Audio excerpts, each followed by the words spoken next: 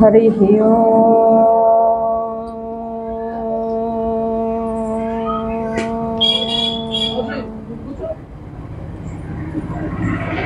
శ్రీలక్ష్మీ వల్లభారంభాం విఖనో మునిమధ్యమాం అస్మదాచార్య పర్యంతాం వందే గురుపరంపరాం. అస్మశ్రీ గురుభ్యో నమః. బాలాయ నీలవపుషే నవకింకిణీకా జాలాభిరామ జగనాయ దిగంబరాయ సార్ధూల దివ్య నఖభూషణ భూషితాయ నందాత్మజాయ నవనీతముషే నమస్తే. వసుదేవసుతం దేవం కంసచాణూరమర్దనం దేవకీ పరమానందం కృష్ణం వందే జగద్గురుం. గురుర్బ్రహ్మా గురుర్విష్ణుః గురుదేవో మహేశ్వరః గురు సాక్షాత్ పరబ్రహ్మ తస్మై శ్రీ గురవే నమః. జ్ఞానానందమయం దేవం నిర్మలస్ఫటికాకృతిం ఆధారం సర్వవిద్యానాం హయగ్రీవముపాస్మహే. ఆపదామపహర్తారం దాతారం సర్వసంపదాం లోకాభిరామం శ్రీరామం భూయో భూయో నమామ్యహం. అంజనానందనం వీరం జానకీ శోకనాశనం కపీసమక్షహంతారం వందే శ్రీరామదూతం. అస్మశ్రీ గురుభ్యో నమః. ప్రియ భగవద్బంధువులారా, జై శ్రీరామ్, జై శ్రీరామ్, జై శ్రీరామ్.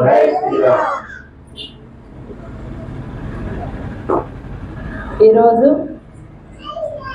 భాగవతంలో 3వ రోజు. 2 రోజుల నుంచి నేను మొదటి రోజు ప్రథమ స్కందం పూర్తి చేయాలి అనుకున్నాను, అవ్వలేదు. 2వ రోజు ఎలా అయినా సరే ప్రథమ స్కందం పూర్తి చేయాలి అనుకున్నాను. నారద మహర్షి నన్ను వదిలి ఎక్కడికి వెళతావని అసలు ఆయన నడవనివ్వలేదు. నిన్నంతా నారద మహర్షి గురించే మనం నడుస్తూ ఉన్నాం. పరీక్షిత్ మహారాజుని పరిచయం చేద్దామంటేనే అవ్వలేదు. అంటే మన సంకల్పం ఒకలా ఉంటుంది, భగవత్ సంకల్పం వేరేలా ఉంటుంది. మనిషి ఎలా ఉంటాడయ్యా అంటే, ఈ భవబంధాల నుంచి భగవంతుడు బయటికి తీయాలి అనుకుంటూ ఉంటాడు. ఎప్పుడు ఆయన అదే అనుకుంటూ ఉంటాడు, ఈ జీవిని నా నుంచి విడదీసి కిందకి పంపించాను. ఈ జీవి వెళ్ళి అష్ట కష్టాలు పడుతూ ఉన్నాడు కింద. ఈ అష్ట కష్టాల నుంచి, ఈ భవబంధాల నుంచి విముక్తుడిని చేసి ప్రశాంతమైనటువంటి నా ఒడిలోకి తీసుకొని వీడిని లాలించాలి అని ప్రతి జీవి పట్ల మమకారాన్ని పెంచుకుని ఉంటాడు తండ్రి కాబట్టి. కానీ ఈ జీవి ఏం చేస్తాడయ్యా అంటే, ఈ భవబంధాలని బంగారు గొలుసుల్లా భావిస్తూ ఉంటాడు. ఈ బంగారు గొలుసులు బంగారు సంఖ్యలు అని గుర్తించడు. దీనికి ఒక చిన్న కథ చెప్పుకుందాం. పూర్వం ఒక రాజ్యంలో ఒక పెద్ద జమీందారు ఉన్నారు. ఆయన బాగా ఆస్తులు సంపాదించారు. దానితో పాటుగా చక్కగా 4 కొడుకులను కూడా సంపాదించారు. ఈ పుత్రులు తండ్రి ఉన్నప్పుడు చాలా ప్రేమగా తిరుగుతూ ఉండేవాళ్ళు. తండ్రి చాలా ధనాన్ని సంపాదించారు కదా. ఈయన ధనాన్ని సంపాదించి కొంచెం వృద్ధుడయ్యాడు. ఈ వృద్ధుడైనటువంటి సందర్భంలో మరి రాజ్యంలోకి మహర్షులు, సన్యాసులు, యతులు, స్వాములు వస్తూ ఉంటారు కదా. అలా వచ్చినప్పుడు వీరింటికి ఒక స్వామీజీ వచ్చారు. స్వామీజీ వచ్చి భిక్షకు వచ్చారు. ఈయన భిక్షను ఇచ్చారు. ఇచ్చిన తర్వాత స్వామీజీకి ఈయన పైన జాలి కలిగింది. అరే, ఆయన చూస్తూ ఉంటే ఈ భవబంధాల నుంచి విముక్తుడిని చేసి ఈయనకి ప్రశాంతతని ఇద్దాము, కాబట్టి ఈయనకి ఏదైనా ఒక మంత్రాన్ని ఉపదేశం చేద్దాము అనుకున్నారు స్వామీజీ. అనుకుని, నాయనా, నువ్వు పెద్దాడివి అయిపోయావు, ముసలాడివి అయిపోయావు, నీ బాధ్యతలన్నీ కూడా తీరినట్లున్నాయి, పిల్లలు కొంచెం పెద్దాళ్ళు అయ్యారు కదా, నువ్వు నాతో పాటు వస్తే దేశ సంచారం చేస్తూ తీర్థక్షేత్రాలన్నీ చూపిస్తూ నీకు ఈ భవబంధాల నుంచి విముక్తిని కలిగించి పరమాత్మ దగ్గరికి వెళ్ళేటువంటి, పరమాత్మ యొక్క బడిలోకి వెళ్ళేటువంటి అవకాశాన్ని కల్పిస్తాను, నీకు మంచి స్వాంతన కలిగేలాగా, నీ మనస్సుకి ఆనందం కలిగేలాగా భగవత్ కథలు చెప్పుకుంటూ మనం యాత్ర చేద్దాము రమ్మని పిలిచారు.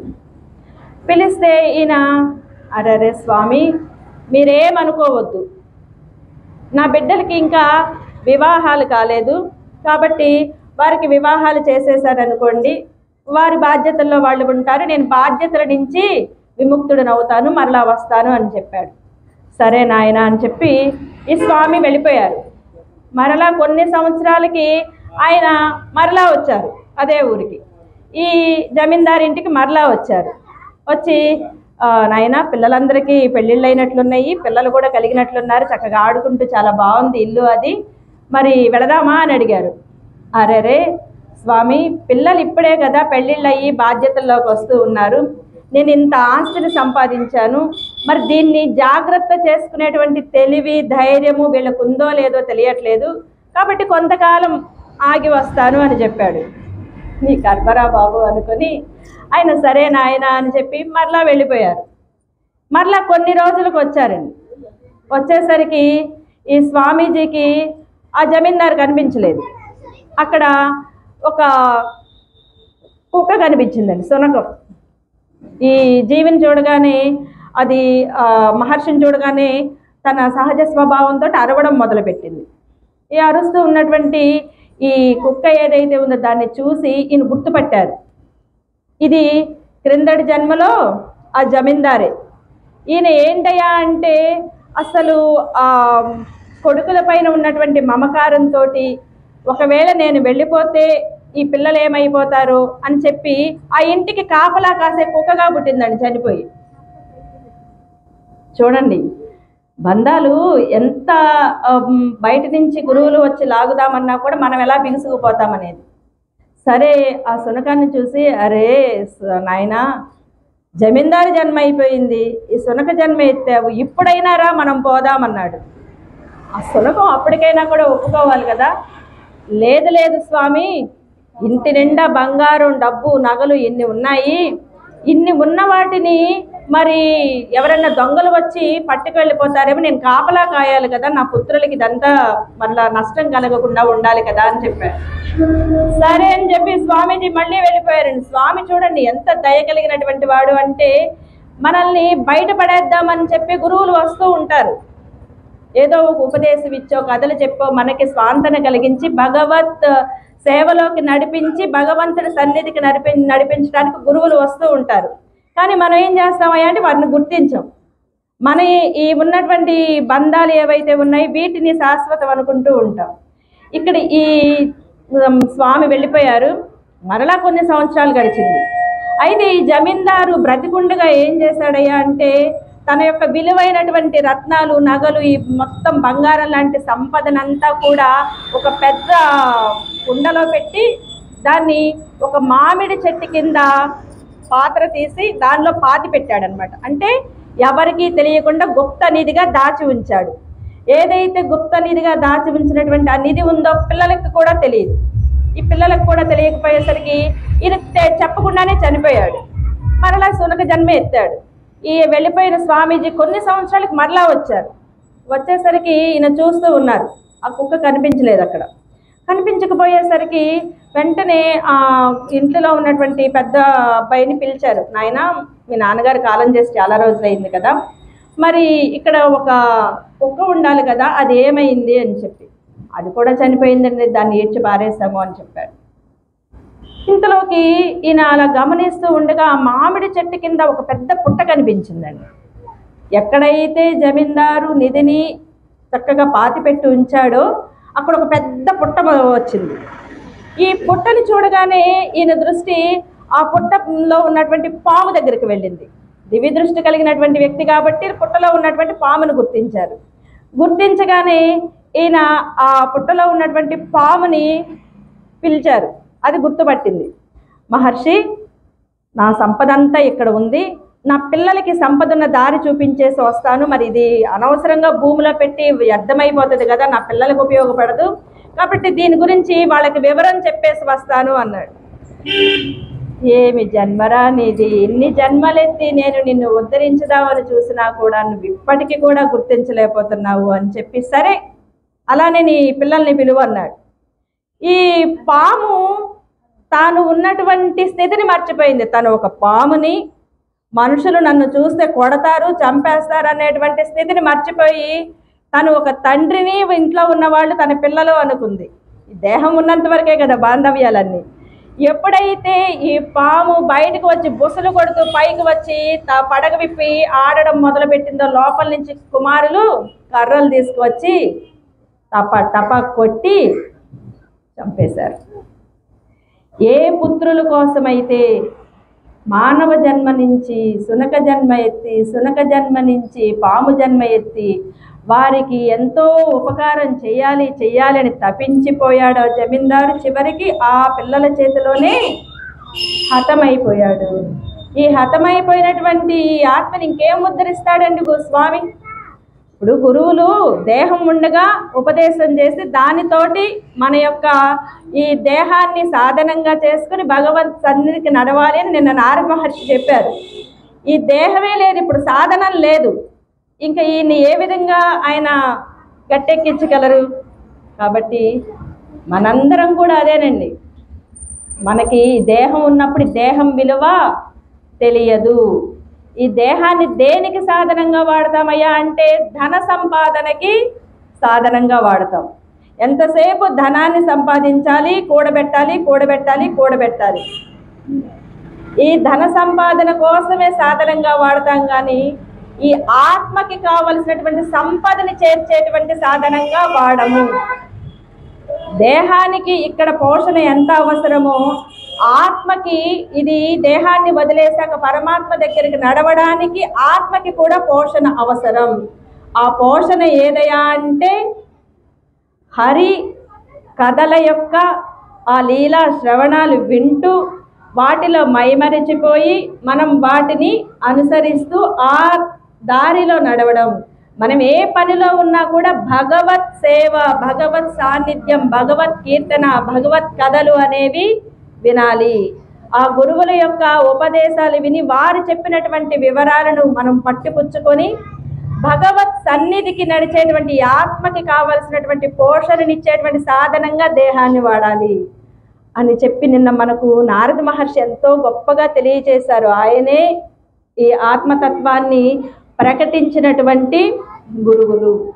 అలాంటి నారద మహర్షి ద్వారా భాగవతాన్ని, నారద మహర్షి ప్రేరేపణ ద్వారా వ్యాస మహర్షి భాగవతాన్ని రచించారు అని తెలుసుకున్నాం.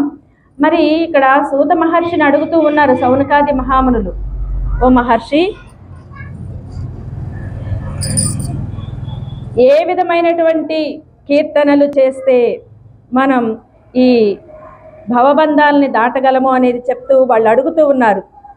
హరినామ కదన దావానల జ్వాల చే కాలవే గోరగ కాననములు వైకుంఠ దర్శన వాయు సంగంబు చే తొలగవే భవ దుఃఖతోయతములు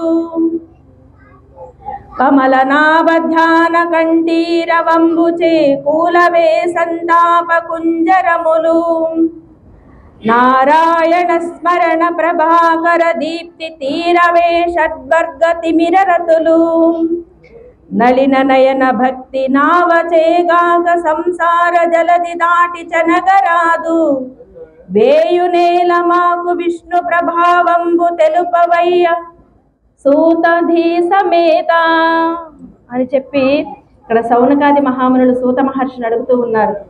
ఏదైతే హరినామ కథలు ఉన్నాయో, ఆ హరినామ కథలు ఎలాంటివయ్యా అంటే గొప్పవైనటువంటి అడవిలో పెద్ద కార్చిచ్చు చెలరేగింది. దాన్ని ఆర్పాలి అంటే మనం ఎన్ని ఫైర్ ఇంజిన్లు తీసుకువెళ్ళినా కూడా అవ్వదు. అదే భగవంతుడు ఒక్క కారు మబ్బుని పంపించేశాడు అనుకోండి, అది ఆటోమేటిక్గా వెంటనే ఆర్పేస్తుంది. అలాంటివట హరినామ కథలు. మన ఈ సంసారంలో ఉండేటువంటి తాపాలనన్నిటినీ కూడా హరింపచేసేది హరినామ కథలు. ఎంత సంసారంలో పడి కొట్టుకుంటూ మిట్టాడుతూ చాలా రకాలైనటువంటి తాపత్రయాల నుంచి మనల్ని దూరంగా పంపించేసేవేవయ్యా అంటే హరినామ కథలు. అలాంటి హరినామ కథలను నువ్వు మాకు చెప్పవయ్యా ఓ సూత మహర్షి అని చెప్పి సౌనకాది మహామునులు ఎంతో ప్రేమగా అడుగుతూ ఉన్నారు. ఎందుకు అంటే వీళ్ళంతా గొప్ప భాగవతోత్తములు, గొప్ప జ్ఞానులు. సౌనకాది మహామునులందరూ కూడా గొప్ప జ్ఞానులు. అలాంటి జ్ఞానులకి ఇంకా జ్ఞానం తెలుసుకోవాలి. ఇక్కడ సూత మహర్షి ఉన్నారు, ఈయన ద్వారా మనం ఇంకా జ్ఞానం తెలుసుకోవాలి. మనం తెలుసుకున్నటువంటి జ్ఞానానితో పాటుగా ఇలాంటి ఉత్తములైనటువంటి వారు వచ్చినప్పుడు వారి ద్వారా జ్ఞానాన్ని తెలుసుకొని ఆ జ్ఞానము అనేటువంటి వెలుగులో మనం భగవత్ సన్నిధికి నడవాలి, ఆ భగవత్ కథలను వినాలి, మన తాపత్రయాలన్నిటినీ చల్లపరుచుకోవాలి అని చెప్పి ఓ సూత మహర్షి మాకు ఇంకా చెప్పవయ్యా అని చెప్పి నారద మహర్షి వృత్తాంతం తెలియచేసిన తర్వాత ఇక్కడ సూత మహర్షిని అడుగుతూ ఉన్నారు. ఎప్పుడైతే సూత మహర్షిని అడుగుతూ ఉన్నారో మనకు పరీక్షిత్ మహారాజు గురించి చెప్తూ ఉన్నారు. మధ్యలో మనకు ఈ భాగవతంలో పరీక్షిత్ మహారాజు యొక్క పుట్టుక గురించి, అలానే ఏదైతే కృష్ణుడు వైకుంఠానికి వెళ్ళేదాని గురించి, అలానే పాండవులందరూ కూడా వారి యొక్క వైకుంఠ యాత్ర చేసేదాని గురించి అంతా కూడా చక్కగా తెలియజేస్తారు. ఆ యాత్ర అంతా అయిపోయిన తర్వాత ధర్మరాజు వైకుంఠ యాత్ర చేయడానికి వెళ్ళే ముందుగా ఆయన పరీక్షిత్ మహారాజు అంటే ఈ పరీక్షిత్తుని పిలిచి తన యొక్క మనమడైనటువంటి పరీక్షిత్తు, అర్జునుడి యొక్క మనమడు కదా పరీక్షిత్తు, అభిమన్యుడి యొక్క కుమారుడు, అలాంటి ఆయనని పిలిచి ధర్మ ఉపదేశాలన్నీ చెప్పి ఆయనకు నాయన నువ్వు ఇలా ఉండాలి ఇలా ఉండాలి అని చెప్పి ఆయన అవ్వడానికి అర్జునుడి పౌత్రుడు అయినప్పటికీ కూడా ధర్మరాజు యొక్క లక్షణాలన్నీ పుణికిపుచ్చుకున్నాడట. ధర్మరాజులాగా ధర్మంగా ఉంటాడు. ఈయన యొక్క జననం జరిగినప్పుడు ఈయన జాతకాన్ని వేయించినప్పుడు అక్కడ అందరూ పురోహితులు చెప్పారట, ఈయన జాతకం ఎలాంటిదయ్యా అంటే శ్రీరామచంద్ర స్వామి జాతకం ఎలాంటిదో అలాంటిది పరీక్షిత్ మహారాజుది. ఈ పరీక్షిత్తు అలాంటి శుభలక్షణాలతో పుట్టాడు. ఈయన ధర్మరాజులాగా పెద్ద తాతగారిలాగా ధర్మంగా ఉంటాడు, అలానే భీముడిలాగా బలంగా ఉంటాడు, అర్జునుడిలాగా పరాక్రమవంతుడై ఉంటాడు, నకుల సహదేవుల్లాగా దయా ఓర్పు కలిగి ఉంటాడు. అంటే తాతల అందరి దగ్గర ఉన్న క్వాలిటీస్ అన్నీ కూడా ఈయనలో ఉన్నాయి. అంతేకాదు ఈయన ఎవరయ్యా అంటే శ్రీకృష్ణ భగవానుడికి చెల్లెలైనటువంటి ఏదైతే తల్లి సుభద్ర యొక్క కుమారుడైనటువంటి అభిమన్యుడి పుత్రుడు. అంటే కృష్ణ భగవానుడి లక్షణాలు కూడా ఉంటాయి కదా, మేనమామ ఉన్నటువంటి లక్షణాలు అభిమన్యుడికి ఉన్నాయి, అభిమన్యుడి లక్షణాలు ఈయనలో ఉన్నాయి. ఇంతమంది గొప్ప వంశాల నుంచి వచ్చినటువంటి ఆయన మరి శుభలక్షణుడుగా ఏమవుతాడండి? అలాంటి పరీక్షిత్కి ఈయన పట్టాభిషేకం చేస్తూ ఉన్నారు ధర్మరాజు. ఈ పట్టాభిషేకం వారి యొక్క పురోహితుడైనటువంటి ధౌమ్యుల వారి చేత, అలానే కృపాచార్యుల వారండి. ఈ పాండవులకి అంటే కౌరవులు పాండవులు ఉన్నప్పుడు ఏదైతే వీళ్ళందరికీ కలిపి వాళ్ళ యొక్క రాజగురువు కృపాచార్యుడు, మొదలు నుంచి కృపాచార్యుడు గురువు, తర్వాత ద్రోణాచార్యులు వారు వస్తారు. మనకు సప్త చిరంజీవులలో కృపాచార్యులు ఒకరు. ఈ కృపాచార్యుల వారు ఇప్పుడు ద్రోణాచార్యుల వారు వెళ్ళిపోయారు, భీష్మ పితామహులు వెళ్ళిపోయారు, అందరూ వెళ్ళిపోయిన సప్త చిరంజీవులలో ఒకరైనటువంటి కృపాచార్యుల వారు ఈ వీరికి గురువుగా ఉండి పరీక్షిత్తుకి ఈయనకి సకల విద్యలు నేర్పించారు, సకల శాస్త్రాలు బోధించారు. అంటే వీళ్ళ తాతల ముందు నుంచి కూడా ఉన్నటువంటి గురువు ఎవరైతే ఉన్నారో ఆయన ద్వారా ఈ శాస్త్రాలు విద్యని అంతా అభ్యసించి చాలా చక్కటి రాజుగా తయారయ్యాడు, గొప్పవాడిగా తయారయ్యాడు, చాలా బలంగా ఉన్నాడు, మానసికంగా బలవంతుడు, శారీరకంగా బలవంతుడు, అన్ని రకాల కూడా యోగ్యుడైనటువంటి మహారాజు పరీక్షిత్ మహారాజు. ధర్మాన్ని తెలిసినటువంటి వాడు. ఇలాంటి పరీక్షన్ మహారాజు పరిపాలనలో రాజ్యం చాలా సుభిక్షంగా ఉన్నదట. ఎక్కడా కూడా ఏ విధమైనటువంటి ఇబ్బందులు లేవు. కానీ అప్పటికే కలి ప్రవేశం జరుగుతూ ఉంది. ధర్మరాజు ఆ సూచనలు గమనించారు కాబట్టే ఆయన తన యొక్క పరమపద యాత్రని చేశారు. ఏదైతే ఈ కలి ప్రవేశం జరుగుతూ ఉందో ఈ పరీక్షన్ మహారాజు ఆ సమయంలో ఒక యాగాన్ని తలపెట్టారు. ఈ యాగం చేయడం ద్వారా దేశంలో అంటే ఈ ప్రపంచంలో ఉన్నటువంటి రాజులని అందరినీ గెలవడానికి, తన సామ్రాజ్యంలోకి తీసుకోవడానికి ఈయన ఒక యాత్ర మొదలుపెట్టారు, ఒక హోమాన్ని మొదలుపెట్టారు. ఆ జరిగేటువంటి ఆ యాగంలో భాగంగా ఈయన అనేక మంది రాజులని ఎదిరిస్తూ గెలుస్తూ వెళుతూ ఉన్నారు. ఇలా గెలుస్తూ వెళుతూ ఉండేటువంటి క్రమంలో ఈయన వెళ్ళిన కొన్ని చోట్ల ఈయన యొక్క ఏదైతే వీరు పాండవుల యొక్క మనమడు అని గుర్తించారో కొందరు వారంతట వారే సామంతులుగా లొంగిపోయారు. కొందరు ఎదిరించిన వాళ్ళని లొంగ తీసుకున్నాడు. అలానే వెళ్ళిన ప్రతి చోట కూడా ఏమవుతుంది అంటే ఈయనకు కృష్ణుడి యొక్క కథలు చెప్తూ ఉన్నారట. ఇక రాజ్యంలోకి వెళ్ళగానే అక్కడ కొంచెం మేళతాళాలు వాళ్ళు వీళ్ళు ఉంటారు కదా, స్తోత్రం చేసేవాళ్ళు, పురోహితులు, అలాంటి వారు ఏంటయ్యా అంటే కృష్ణుడి యొక్క గాథలు పాడుతూ ఉన్నారు. కృష్ణుడు ఏ విధంగా పాండవులకు సహాయంగా ఉండేవాడో చెప్తూ ఉన్నారు. ఆయన యొక్క గుణగణాలను కీర్తిస్తూ ఉన్నారు. పాండవుల యొక్క గుణగణాలను కీర్తిస్తూ ఉన్నారు. అలా కీర్తిస్తూ ఉంటే ఎవరికైనా తన తండ్రులని, తన తాతలని, వారిని స్తోత్రం చేస్తూ ఉంటే ఆనందంగా అనిపిస్తుంది కదా. ఈయన వారికి అనేక రకాలైనటువంటి దానాలు చేస్తూ ఆనందాన్ని అనుభవిస్తూ ఉన్నాడు. ఆనందము అంటే ఈయన పడుతున్నటువంటి స్థితి ఏదయ్యా అంటే నా తండ్రులు అంత గొప్పవాళ్ళు, నా తాతలు ఇంత గొప్పవాళ్ళు అనేటువంటి అహంకారం లేదు ఈయనలో. ఆహా, మా తాతగారట ధర్మరాజు గారు ఎంతో గొప్పగా రాజ్యం చేసేవారట, మా తాతగారు అర్జునుడు ఎంతో గొప్ప ధనుర్ధారి అట, మా నాన్నగారు అభిమన్యుడు ఎంతో గొప్పవాడట, వీరందరికీ కూడా సర్వలోక రక్షకుడైనటువంటి శ్రీ మహావిష్ణువు శ్రీకృష్ణుడు వీరందరినీ ఎల్లప్పుడూ కాపాడుతూ ఉండేవాడట. వీరు ఎల్లప్పుడూ కూడా కృష్ణుడి మాటలు వింటూ, ఆయనతో తిరుగుతూ, ఆయనతోటి ఉంటూ, ఆయనతోటి జీవితాన్ని గడిపారట. ఒక భగవానుడితోటి నా తండ్రులు తాతలు జీవనాన్ని గడిపారు, నాది ఎంత గొప్పదైనటువంటి వంశము, నేను ఎంత అదృష్టవంతుడిని అని చెప్పి ఆనందాన్ని అనుభవించేవారు. ఈయన గర్వించేవాళ్ళు కాదు. అలా వెళ్ళిపోతూ వెళ్ళిపోతూ ఉండగా ఈయన చక్కగా అందరినీ సామ్రాజ్యంలోకి తెచ్చేసుకున్నారు. అంతా హాయిగా సాఫీగా జరిగిపోతుంది. ఇలా జరిగిపోతున్నటువంటి క్రమంలో ఈయన తన యాత్రను చేస్తూ ఒక దేశానికి వెళ్ళారు. అక్కడ ఒక మైదానంలో చక్కగా ఒక బీడు లాంటిది ఉంది. ఆ బీడులో ఒక మిథునాన్ని, గోమిథునాన్ని చూశారండి. ఒక వృషభం, ఒక ఆవు. వృషభానికి మూడు కాళ్ళు లేవు, ఒక్క కాలే ఉంది. 4 కాళ్ళు ఉండవలసినటువంటి ఎద్దుకి 3 కాళ్ళు లేవు, ఒక్క కాలే ఉంది.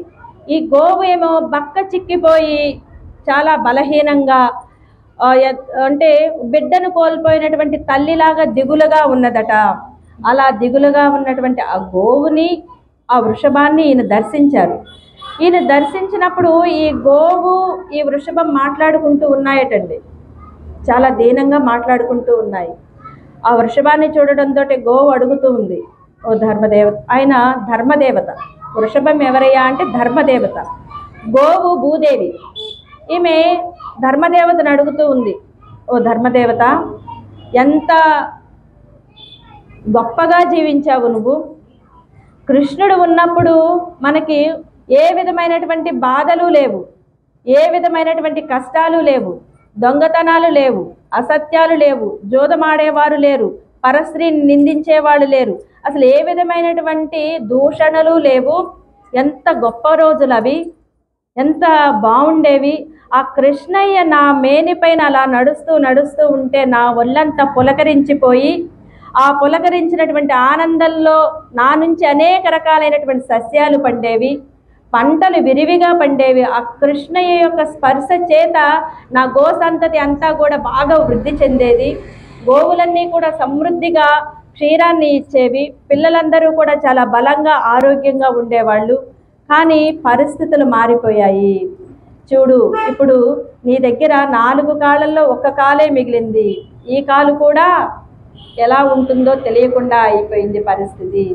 కలిపురుషుడు ప్రవేశించాడు.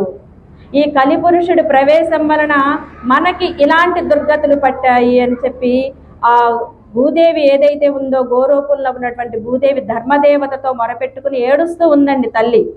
ఈ ఏడుస్తూ ఉన్నటువంటి క్రమంలో ఆ వృషభ రూపంలో ఉన్నటువంటి ధర్మదేవత కూడా అదే మాట్లాడుతూ ఉన్నారు. ధర్మరాజు ఉండగా ఎంత గొప్పగా పాలన జరిగేది. ఆయన శ్రీమన్నారాయణుడైనటువంటి శ్రీకృష్ణ స్వామి యొక్క కనుసన్నలతోటి ఏది మంచి ఏది చెడు అని తెలుసుకొని అధర్మాన్ని వంచేస్తూ అది మరలా మొలవకుండా తమ్ముళ్ళ చేత దానిని తుంచివేస్తూ చాలా గొప్పగా పరిపాలన చేసేవాడు. నాకెంతో ఆనందంగా ఉండేది.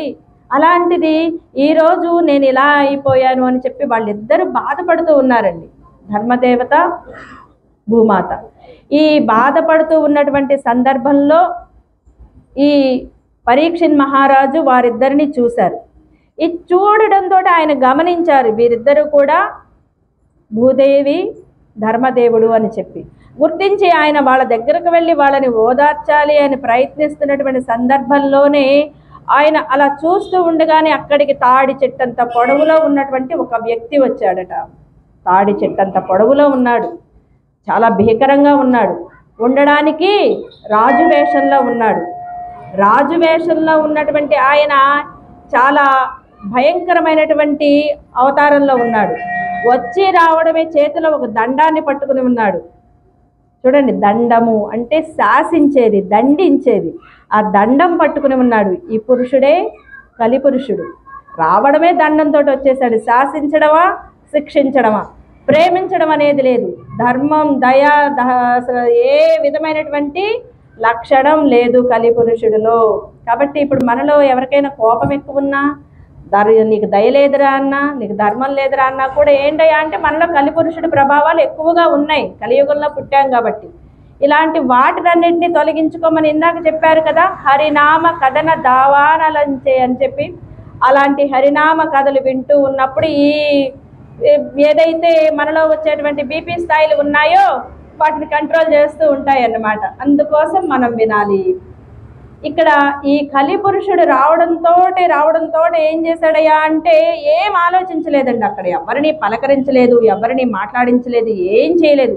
రావడంతో ఆ వృషభాన్ని కాలితోటి ఫెడేల్మని తన్నాడు. చూడండి ఎంత అహంకారము, ఎంత పొగరు అనేది మనకు చూపిస్తున్నాడో. కలియుగంలో ఉండేటువంటి జీవులు ఎలా ఉంటారయా అని చూపిస్తున్నాడు. అక్కడ కలిపురుషుడు చేసే ప్రతిదీ కూడా ఏంటయా అంటే మనం ఎలా ప్రవర్తిస్తాము రాను రాను రాను రాను అనేది. ఇక్కడ కలిపురుషుడు రావడంతో ఆ వృషభాన్ని ఫెటేల్మని తన్నాడు. తన్నడంతో పాపం అసలే ఒంటి కాలిపైన నిలబడి ఉన్నాడు ధర్మదేవత. ఎప్పుడైతే ఈ తాపిడి తగిలిందో వెంటనే మూత్రం పోసుకొని కింద పడిపోయింది. ఎప్పుడైతే వృషభాన్ని అలా తన్నడంతో కింద పడిపోయిందో వెంటనే ఈ తల్లి భూదేవి విలవిల్లాడిపోయిందటండి.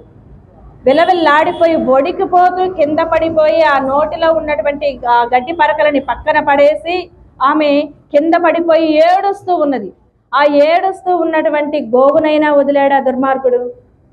గోవుని ఇంకా బలంగా తన్నాడు. మనం చూస్తూ ఉన్నాం, గోవధలు చూస్తూ ఉన్నాం, గోహత్యలు చూస్తూ ఉన్నాం. ఆ పండగ ఈ పండగ అని గోహత్యలు చేసేటువంటి రాష్ట్రాలలో కొన్ని రాష్ట్రాలలో అయితే దానిని ఒక పెద్ద పండగగా సెలబ్రేట్ చేసి మేమెందుకు తినకూడదు, మేక పశువే అయినప్పుడు, కోడి పశువే అయినప్పుడు, గోవు పశువే అయినప్పుడు, కుక్క పశువే అయినప్పుడు గోవుని మేమెందుకు వధించకూడదు? ఓరి నీచుడా, కుక్క నుంచి వచ్చే పాలు నువ్వు తాగవరా? గోవు నుంచి వచ్చేటువంటి క్షీరాన్నే నువ్వు అమ్మ పాలుగా తాగుతావు. గోమూత్రాన్నే ఆయుర్వేదంగా నోటిలోకి తీసుకుంటావు. గోమయాన్నే ఎన్నో రకాలైనటువంటి జబ్బులకి వైద్యంగా లోపలికి తీసుకుంటావు. తల్లిని మించినటువంటి తల్లి గోమాతరా అని చెప్పి మనకు శాస్త్రాలు చెప్తూ ఉన్నాయి. అలాంటి స్థితి వస్తుంది అని చెప్పి మనకి ఇక్కడ కలిపురుషుడిని చూపిస్తున్నారు. ఇప్పుడు ఉన్నటువంటి మనుషుల దోషం కాదండి ఇది. కలిపురుషుడు ప్రవేశించి ప్రతి జీవిలోనూ ప్రవేశించి ఆయా కర్మలని వారి చేత చేయించుతున్నవాడు కలిపురుషుడు. ఇక్కడ రావడంతో గోవుని తన్నేసరికి అదంతా చూశాడండి పరీక్షిత్ మహారాజు. దూరాన్ని నుంచి ఆయన వస్తూనే ఉన్నాడు, ఈలోపు ఈయన చేయనే చేసేసాడు. వెంటనే ఆయన బాణాన్ని తీసుకున్నాడు, బాణాన్ని ఎక్కుపెట్టాడు. ఎక్కుపెట్టడంతో ఈ ఏదైతే ఈ తాడి చెట్టంత ఆకారంలో ఉన్నటువంటి కలిపురుషుడు ఉన్నాడో ఒక్కసారిగా కూలబడిపోయాడు. కూలబడిపోయి పరీక్షిత్ మహారాజు కాళ్ళ మీద పడిపోయాడు. మనం ఎప్పుడైనా సరే ధైర్యంగా, చాలా బలంగా, ఏమాత్రము పిరికితనం చూపించకుండా ఉంటామో అప్పుడు ఏవైతే దైవానికి వ్యతిరేక శక్తులు ఉంటాయో అవన్నీ వెనకడుగు వేస్తాయి. అది మనకు మోడీ గారు నిరూపించారు. మనకి మోడీ గారు నిరూపించారు. అంటే భగవత్ విషయానికి, సొంత విషయానికి మన మీదకి రానివ్వండి. మనము ఈ కలియుగంలో పుట్టి కలిదోషాలతో ఉన్నాం కాబట్టి ఓకే, నన్ను తిట్టు, నన్ను కొట్టు, నా ధర్మాన్ని జోలికి వస్తే మనమేంటో చూపించాలి. ధర్మో రక్షతి రక్షిత. ధర్మాన్ని మనం రక్షిస్తే మనల్ని ధర్మం రక్షిస్తుందండి. ధర్మం ఏముంది, పక్కింటి వాడిని ఎవరో ఏదో అన్నారు వచ్చి, మనం సాయం చేయలేదు, అదే పని రేపు మనకు కూడా జరుగుతుంది. మన ధర్మంలో వెళ్ళేటప్పుడు పక్కింటి వాడిని ఎవరైనా ఏదన్నా అంటూ ఉన్నప్పుడు మనం వెళ్ళి తోడు నుంచుంటేనే మనకి రేపు పట్టు ఉంటుంది. ఆ పక్కింటికి వచ్చిన వాడు ఆ రోజుతోటే ఆగిపోతాడు, ఇంకా రాడు, మన బజార్లోకి రాడు, మైకులు పెట్టుకొని ఇవి పెట్టుకొని రాడు, నేను అది నేను ఇది అని చెప్పడానికి ప్రయత్నించడు. మన ధర్మాన్ని మనం రక్షించుకోవాలి. ఇక్కడ ఎప్పుడైతే ధర్మాన్ని రక్షించడానికి పరీక్షిత్ మహారాజు ధర్మరాజు యొక్క పౌత్రుడిగా ఇక్కడ ఉన్నాడో వెంటనే ఆ కలి ఆయన కాళ్ళ మీద పడిపోయాడు. ఈయన వచ్చి ధర్మదేవతని నిలబెట్టారు, గోమాతని ఓదార్చారు. అమ్మా నువ్వు భయపడకు, ఈ నీచుడి యొక్క అంతు నేను తేలుస్తాను. గోవు అయినటువంటి నిన్ను కాలితో తన్నాడు కాబట్టి ఈ నీచుడిని అంతు తేల్చకుండా వదలను అని చెప్పి పరీక్షిత్ మహారాజు అనేసరికి ఈ గోమాత అయినటువంటి భూదేవి అలానే ధర్మదేవత గుర్తించారు, వచ్చినవాడు ధర్మరాజు యొక్క పౌత్రుడు, అర్జునుడి యొక్క పౌత్రుడు, ఈయన రక్షణలోనే మనం క్షేమంగా ఉండగలము అని గుర్తించిన వెంటనే ఆయనని అనేక రకాలుగా ఆయన తాతగారిని వాళ్ళ నాన్నగారిని స్తోత్రం చేశారండి. భూమాత కృష్ణావతారం రావడానికి కారణం భూమాత మీ అందరికీ తెలిసే ఉంటుంది. రాక్షస బాధలు పెచ్చరిల్లిపోయినప్పుడు ఆమె గోరూపాన్ని దాల్చి వైకుంఠానికి వెళ్ళి మొరపెట్టుకున్నది. నేను స్వామి, నేను భరించలేకపోతున్నాను ఈ రాక్షసుల బాధని, అలానే మితిమీరినటువంటి రాజుల యొక్క రాక్షస ప్రవృత్తిని నేను భరించలేకపోతున్నాను, కాబట్టి నువ్వు వచ్చి ధర్మాన్ని రక్షించాలి అన్నప్పుడు పరిత్రాణాయ సాధూనాం వినాశాయ చ దుష్కృతాం ధర్మ సంస్థాపనార్థాయాం సంభవామి యుగే యుగే అని స్వామి ఎప్పుడైతే ద్వాపర యుగంలో ధర్మానికి హాని కలుగుతుంది అని భావించాడో ద్వాపర యుగం అంతంలో స్వామి వచ్చారు శ్రీకృష్ణావతారంగా. వచ్చి ఆయన అధర్మం పక్కన నిలబడినటువంటి వాళ్ళు బంధువులైనా పుత్రులైనా ఎవరైనా సరే అందరినీ కూడా సమూలంగా నిర్మూలించేశారు. సవంశీయంగా యాదవ వంశంలో ఉన్నటువంటి వారిని కూడా ఆయన ఏమాత్రము దయ తలవలేదండి. ఒక మహర్షి చేత శాపం వచ్చింది, ఆ శాపం ద్వారా నేను కూడా ఎదుకులంలో ఉన్నాను కాబట్టి వైకుంఠానికి వెళ్ళిపోవాలని ధర్మానికి లొంగినటువంటి పరమాత్మ. అలాంటి ఆ స్వామి యొక్క కీర్తన చేసింది తల్లి. ధర్మదేవత ఆయనని కీర్తిస్తూ ఉన్నారు, ధర్మరాజుని, వారి యొక్క తాతలని తండ్రులని. ఈయన అదంతా విన్న తర్వాత ఈ కలిని శిక్షించడానికి సిద్ధపడగానే కలిపురుషుడు కాళ్ళ వేళ్ళ పడ్డాడు. కలియుగ ధర్మంగా నేను రావలసి ఉంది, ఏ యుగానికి ధర్మంగా ఆ యుగ పురుషుడు వస్తాడు కాబట్టి కలియుగ ధర్మంగా నేను రావాల్సిన పని ఉంది కాబట్టి సరే నువ్వు కొన్ని ప్రదేశాలు నాకు ఇవ్వు, నేను అక్కడ తప్పించి ఇంకెక్కడికి వెళ్ళను అని చెప్పి కలిపురుషుడు ఒక మాటని ఇచ్చాడండి. ఒక మాట తీసుకున్నాడు పరీక్షిత్ మహారాజు దగ్గర.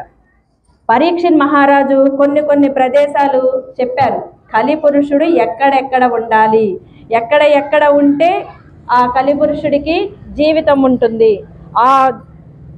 ఏదైతే ఆ ప్రదేశాలు దాటి కలిపురుషుడు బయటికి వచ్చాడో ఇక ఆయనని సంహరించడం జరుగుతుంది అని చెప్పి పరీక్షిత్ మహారాజు హెచ్చరించి ఆయనకి కొన్ని ప్రదేశాలు చెప్పారండి.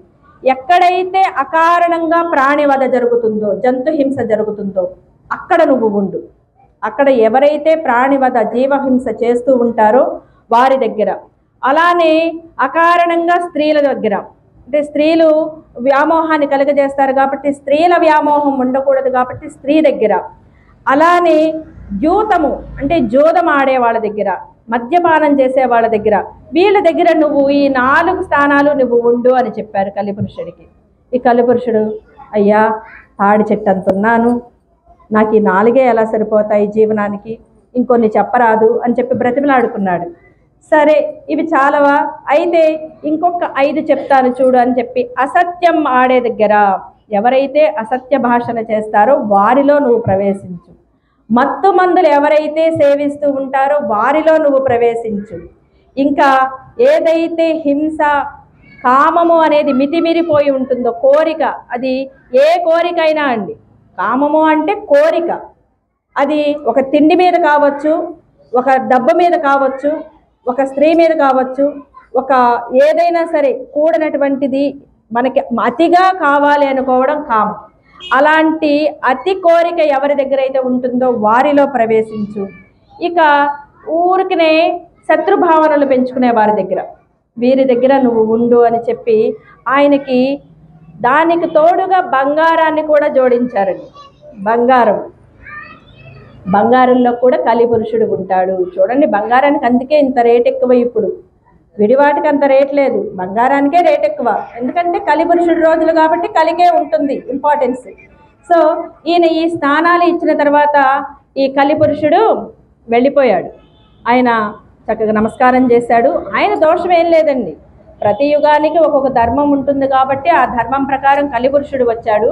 మనలో అందరిలోనూ ఆ కలిపురుషుడి లక్షణాలు కనిపిస్తూ ఉంటాయి కాబట్టి మనం దోషాలు చేస్తూ ఉంటాం. కానీ ఏదైతే మనల్ని ఉద్ధరించడానికి గురువులు మహర్షులు చెప్పినటువంటి శాస్త్రాలు, మంత్రాలు, ఉపాసనలు ఉన్నాయో వాటిని పట్టుకున్నప్పుడు మనం ఈ ఏదైతే కలిపురుషుడు ఇచ్చేటువంటి బాధల నుంచి, ఏదైతే ఉద్రేకం ఉందో దాని నుంచి బయటికి రాగలుగుతాం.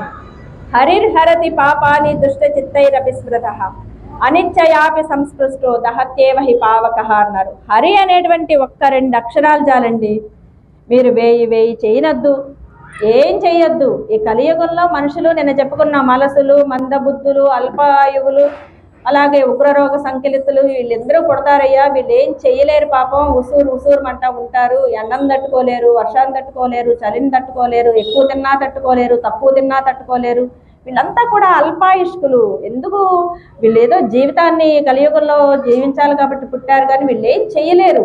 కాబట్టి వీళ్ళని తరింప చేయాలి అంటే కలవు హరినామ స్మరణ ఒక్కటే మార్గం. హరిని కీర్తించండి చాలు. ఆ హరి కీర్తన మిమ్మల్ని ఎలాంటి దాని నుంచైనా బయటపడేస్తుంది. అశ్వమేధై మహాయజ్ఞై, నువ్వు అశ్వమేధాలు చెయ్యి, మహాయజ్ఞాలు చెయ్యి, అవన్నీ కూడా అక్కర్లేదు. హరినామాన్ని చేసావా చాలు. కురుక్షేత్రానికి వెళతావా, గొప్ప క్షేత్రం అని కురుక్షేత్రానికి వెళ్ళక్కర్లేదు, నైమిసారణ్యానికి వెళ్ళక్కర్లేదు, బదరీవనానికి వెళ్ళక్కర్లేదు, ఎక్కడికి వద్దయ్యా, చక్కగా కూర్చొని హరినామ స్మరణ చేసుకో. ఆ హరినామ స్మరణతోటే నువ్వు అన్నిటి నుంచి ముక్తుడివి అవుతావు. ప్రాణ ప్రయాణ పాదేయం, ఎలా అంటే ఈ ప్రాణం బయటికి వెళ్ళిపోతుంది కదా, బయటికి వెళ్ళిపోయిన తర్వాత ఈ హరినామ స్మరణ అనేటువంటి ఆహారాన్ని ఒక్కదాన్నే పట్టుకుని వెళ్తూ ఉంటుంది. ఈ హరినామ స్మరణ అనేటువంటి ఆహారాన్ని తీసుకుని ఈ ఆత్మ చక్కగా పరమాత్మ దగ్గరికి ప్రయాణిస్తూ ఉంటుంది. అందుకోసం హరినామ స్మరణ చేస్తే చాలు అని చెప్పారు. ఇక్కడ ఈ కలిపురుషుడు వెళ్ళిపోయాడు. ఈయన వెళ్ళిపోయిన తర్వాత పరీక్షిత్ మహారాజు ఏదైతే ధర్మదేవత కోల్పోయినటువంటి 3 కాళ్ళు ఉన్నాయో వాటిని మరలా చక్కగా వచ్చేసాయి. పరీక్షిత్ మహారాజ్ చేతిలోకి వచ్చేసింది కదా. ఇక ఈయన రాజ్యపాలన చేస్తూ ఉన్నాడండి. ఎలా చేస్తూ ఉన్నాడు, ఈయన రాజు కదా, ఈయన ఏది చెప్తే అది ఆర్డర్ అవుతుంది. ఆర్డర్ వేసేవాడు ఆర్డర్ ఫాలో అవ్వడండి. ఇప్పుడు నాయకుడు అంటే, ఇప్పుడు ప్రజెంట్ నాయకులు అంటే ఎలా ఉంటాం, నాయకుడు ఏదైనా శాసిస్తాడు, కింద ఉన్న వాళ్ళ ఫాలో అవుతాం. నాయకుడికి ఫాలో లేదు, ఆయన ఏం ఫాలో అవ్వాల్సిన పని లేదు, ఎందుకంటే ఆయన విఐపి కాబట్టి, వివిఐపి కాబట్టి. ఈయన ఫాలో అవ్వాల్సినటువంటి రూల్స్ ఏం లేవు. రూల్స్ అన్నీ కూడా బ్రేక్ అయిపోతాయి. సామాన్యులకి రూల్స్ ఉంటాయి, వివిఐపీలకి రూల్స్ ఉండవు. ఇక్కడ ఏదైతే పరీక్షిత్ మహారాజు తన జీవనాన్ని ఎలా గడుపుతున్నాడు అంటే, రాజ్యంలో ఉన్నటువంటి ఈ ప్రపంచంలో ఉన్నటువంటి ప్రజలందరూ కూడా కలిపురుషుడు బాధ పడకూడదు అంటే ఈయన చెప్పిన కొన్ని స్థానాలు ఉన్నాయి కదా, వాటన్నిటినీ సమూలంగా తీసేశాడండి. జూత గృహాలను తీసేశాడు, మద్యపాన గృహాలను తీసేశాడు, వేశ్యా గృహాలను తీసేశాడు, అసత్యం పలికితే కఠినమైనటువంటి శిక్షలు చెప్పాడు, అలానే మత్తు పానీయాలు సేవించకుండా చేశాడు. ఇక ఈయన ఏదైతే ప్రతి మనిషి కూడా ధర్మాన్ని పాటిస్తూ జీవించేలాగా శాసనాలు చేశాడు. ధర్మాన్నే పాటించాలి. ఎప్పుడైతే ధర్మాన్ని అందరూ పాటిస్తూ ఉంటారో కలిపురుషుడు ప్రవేశం స్థానం లేదు కదా, ఆయనకు కొన్ని స్థానాలు ఇచ్చారు, ఆ స్థానాలను మించి ఆయన రాలేడు. సో ఈయన అలా పాలన తన ప్రజలకి ఎలా ఉండాలో చెప్తూ తాను జీవించడం మొదలుపెట్టాడు. ముందుగా ఆయన మాంసాహారాన్ని వదిలేశాడు, అంటే జంతువధని వదిలేశాడు. జీవహింస, ఊరికినే తినడం కోసం జీవహింసని చేయడం మానేశాడు. ఇలా అనేక రకాలైనటువంటి ఏవైతే కలిపురుషుడికి సంబంధించినటువంటి నిర్ణయాలు చేశాడో అవన్నీ ఈయన చేయడం మానేసి తనలాగానే తన ప్రజలు ఉండేలా చేశాడండి. రాజు పరిపాలిస్తే, రాజు పాటిస్తే ప్రజలు పాటిస్తారు. ఇప్పుడు ఒక రాజ్యంలో ఉన్నటువంటి ప్రజలు చేసేటువంటి తప్పుల తాలూకు కర్మ ఫలితాలు, పాపాలు కానివ్వండి పుణ్యాలు కానివ్వండి, 6వ వంతు ప్రతి మనిషి నుంచి, అది ఏ యుగంలో రాజుకైనా సరే, అది కలియుగమా లేకపోతే ద్వాపర యుగమా త్రేతాయుగమా కృతయుగమా పక్కన పెట్టండి, ప్రజలు చేసేటువంటి పాప పుణ్యాలలో 6వ వంతు రాజుకు వెళుతుంది. ఆయన ఎంత గొప్ప రాజైనా సరే ప్రజలు తప్పు చేస్తూ ఉన్నారంటే ఆ తప్పు తాలూకు ఫలితం 6వ వంతు రాజుకు వెళుతుంది. ప్రజలందరూ ధర్మబద్ధంగా జీవిస్తూ పుణ్యాన్ని ఆపాదించుకుంటూ ఉన్నారంటే ఆ పుణ్యంలో 6వ వంతు రాజుకు వెళుతుంది. అంటే ప్రజలు చాలా ధర్మంగా జీవించాలి అంటే ఇక్కడ రాజు ముందు ధర్మంగా ఉండాలి. కానీ ప్రజెంట్ సిచ్యుయేషన్ ఎలా ఉంది, ప్రజల నుంచేమో రాజుకు వెళ్ళింది. ఇప్పుడు రాజు తప్పు చేస్తే, రాజు తప్పు చేసిన దాని తాలూకు ఫలితం అంతా మనం అనుభవిస్తామన్నమాట. రాజు తప్పు చేస్తే ఆ తప్పు తాలూకు ఫలితాన్ని ప్రజలు అనుభవిస్తున్నారు. అప్పుడు ప్రజలు తప్పు చేస్తే రాజులకు వెళ్ళేది. ఇప్పుడు అలా లేదు, మారిపోయింది మొత్తం. ఇక్కడ ఏదైతే ఆ తాలూకు ఫలితాన్ని అణిచివేశాడో ప్రజలందరూ ధర్మబద్ధంగా ఉన్నారండి. మరలా ధర్మరాజు పాలన ఎలా ఉండేదో అలా నడుస్తూ ఉంది. ధర్మదేవత హ్యాపీగా ఉంది. అలానే భూదేవి చాలా సంతోషంగా జీవనాన్ని గడుపుతూ ఉంది. అలా గడుపుతూ చాలా ఆనందంగా ఉన్నటువంటి సందర్భంలో రోజులన్నీ ఒకలా ఉండవు కదండి. రోజులన్నీ ఒకలా ఉంటే మనం సత్యయుగంలోనే ఉండేవాళ్ళం. అసలు ఇన్ని యుగాలు దాటాల్సిన పని లేదు, ఇన్ని పనులు చేయాల్సినటువంటి పని లేదు. రోజులన్నీ ఒకలా ఉండవు కాబట్టి పరీక్షిత్ మహారాజుకి వేటకు వెళ్ళాలనే కోరిక పుట్టిందండి. కోరిక వదిలేయమన్నారు కదా, జోదం వదిలేశారు, మద్యపానం నిషేధించారు, జీవహింస నిషేధించారు. అన్నీ నిషేధించినప్పుడు మరి వేటకు వెళ్ళాలనే కోరికను త్యజించలేకపోయాడు పరీక్షిత్ మహారాజు. ఆ క్షణాన, ఎప్పుడూ కాదు, ఆ క్షణంలో ఆయన యొక్క మకుటం పైకి, మకుటం అంటే ఆయన పెట్టుకున్నటువంటి కిరీటం, దానిపైకి కలిపురుషుడు ప్రవేశించాడు. చక్కగా చూశాడు, నువ్వే కదా నన్ను వంచుతున్నావు, నిన్ను వంచాననుకో వాళ్ళందరూ నాకు లోబడి ఉంటారు, ఒక రాజును వంచితే ప్రజలందరూ లొంగి ఉంటారు, కాబట్టి నిన్నే పట్టుకుంటాను అనుకున్నాడు ఆయన. అనుకొని మెల్లగా పిల్లిలాగా మకుటానికి ప్రవేశించాడు. ఈ పరీక్షిత్ మహారాజుకి వేటకు వెళ్ళాలనేటువంటి కోరిక కలిగింది. ఎప్పుడైతే కోరిక కలిగిందో రాజు తలుచుకుంటే కొరడా దెబ్బలకు కొదవా, లేకపోతే బిల్డింగ్స్ కట్టించుకోవడానికి కొదవా, ఏదైనా చేయగలరు రాజులు తలుచుకుంటే. ఈయన 100 మాగధులని సైన్యాన్ని తీసుకొని వేటకు బయలుదేరాడండి. ఈ వేటకు బయలుదేరినటువంటి ఈ పరీక్షిత్ మహారాజు ఏ విధంగా వేటాడుతూ ఉన్నాడంటే, చేతికి దొరికినటువంటి జీవి ఏదైనా సరే ఇక దానికి భిక్ష లేదు, ప్రాణభిక్ష లేదు. చేతికి దొరికిన జీవిని, పులి కానివ్వండి లేడి కానివ్వండి, ఏదైనా ప్రతి దానిని కూడా వేటాడుతూనే ఉన్నాడు. రాజులకి వేట అనేది వారి రాజలక్షణాలలో ఒకటి కాబట్టి వేట అనేది నేరం కాదు అక్కడ. ఈయన అలా వేటాడుతూ ఆ అడవినంతా అతలాకుతలం చేసేసాడట. ఏ జీవి కూడా, ఈయన చూపున పడినటువంటి ఏ జీవి కూడా మనల్ని లేచి తిరిగింది లేదు. ఇక మామూలుగా మిగిలి ఉన్నటువంటి జీవి ఏదైనా ఉన్నది అంటే ఒక లేడి మాత్రమే అని చెప్తూ ఉన్నారు. ఆ లేడి కూడా ఏ లేడయ్యా అంటే శివుడి చేతిలో ఒక లేడి పిల్ల ఉంటుంది కదా, అది మాత్రమే బ్రతికి ఉన్నదట. అది కూడా పొరపాటున కిందకి వచ్చి ఈ అడవిలో పరీక్షిత్ మహారాజు ముందు తిరుగుతూ ఉంటే దానికి కూడా కాలం చెల్లిపోయేది అని చెప్తున్నారు. అంత గొప్పగా వేటని చేశారట పరీక్షిత్ మహారాజు. వేటాడు ఉదయం నుంచి సాయంత్రం వరకు వేటాడుతూ బాగా ఎండలు ముదిరిపోయాయండి. మన ఇప్పుడు ఉన్న ఎండల్లాగా బాగా ఎండలు భయంకరంగా ఉంది. ఈయన ఉదయం నుంచి వేటాడి అలసిపోయి బాగా దాహం బాగా వేస్తుంది. ముందు ఆకలి కన్నా దాహం బాగా ఉంటుంది.